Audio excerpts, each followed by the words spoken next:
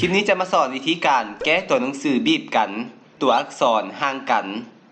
และตัวที่1เป็นตัวอักษรที่มีระยะห่างปกติถ้าเพื่อนๆเจอปัญหา2กรณีนี้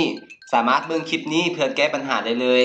5 minutes later อันดับแรกให้เพื่อนๆคุ้มดำตัวอักษรที่เพื่อนๆต้องการจะแก้กันก่อน Okay จากนั้นกด Ctrl D พร้อมกันจากนั้นให้เลือกหัวข้อ Advanced จากนั้นให้มาปรับบอล Spacing ระยะห่างของตัวอักษรจะมีให้เลือก3แบบอันแรกแม่นระยะห่างปกติอันที่2ระยะห่างกว้างและอันสุดท้ายระยะแคบปรับเป็น Normal และกดโอเคหนังสือของเฮาก็จะมีระยะห่างปกติในลักษณะนี้แล้วและตัวที่3ก็แก้คล้ายๆกันเลยกดคุมกด Ctrl D อยู่คีย์บอร์ด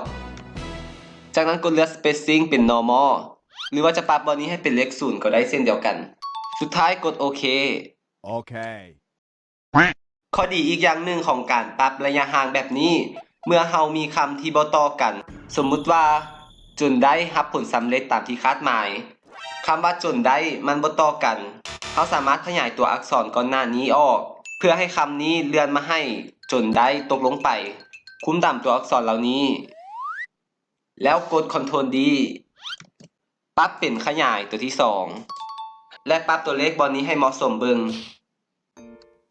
โอเค นี่เนาะคำว่าจนได้ก็จะตกลงมาลุ่มเฮ็ดให้ข้อความเฮาต่อเนื่องกัน ซึ่งจะช่วยให้ข้อความของเฮาออกมาสวยงาม เพื่อนๆก็อย่าลืมนำวิธีนี้ไปปรับใช้เข้าในงานของเพื่อนๆเลยเด้อหวังว่าคลิปนี้จะเป็นประโยชน์ให้กับเพื่อนๆแล้วพบกันใหม่คลิปหน้าสบายดี